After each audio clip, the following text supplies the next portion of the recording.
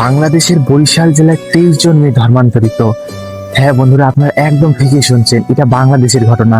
আসলে যেখানে আমাদের সনাতন ধর্ম শেখায় অন্য ধর্ম অপেক্ষা নিজের ধর্ম শ্রেয়, সেখানে বরিশালে 23 জন মেয়ে ধর্মান্তরিত হয়েছে। এর মেন কারণ ছিল প্রেমের টানে, কেউ বিবাহ প্রস্তাব, কেউ সোশ্যাল মিডিয়ার প্রভাবে, এইসব কারণে। যেখানে আমাদের ভগবান শ্রীকৃষ্ণ গীতার 3য় অধ্যায় 35 নম্বর শ্লোকে বারবার বলছে যে নিজের ধর্ম অপেক্ষা পরধর্ম ভয়াবহ।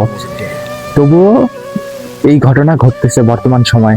এর মেইন কারণ হচ্ছে সনাতন ধর্মের শিক্ষার অভাব। যখনই সন্তান বড় হয় তখনই পিতামাতারা তাদেরকে একটাই জিনিস মাথায় ঢুকিয়ে দেয় যে টাকা ইনকাম করতে হবে, গাড়ি করতে হবে, বাড়ি করতে হবে। কিন্তু সনাতন ধর্ম আমাদের কি শিক্ষা দেয়, এই শিক্ষা নিয়ে কেউ কিছু বলে না এবং শেখায় না, কারণ তাদের জীবনের উদ্দেশ্যই বানিয়ে দেয় টাকা ইনকাম করা। এই জন্যই আজকে এই দশা।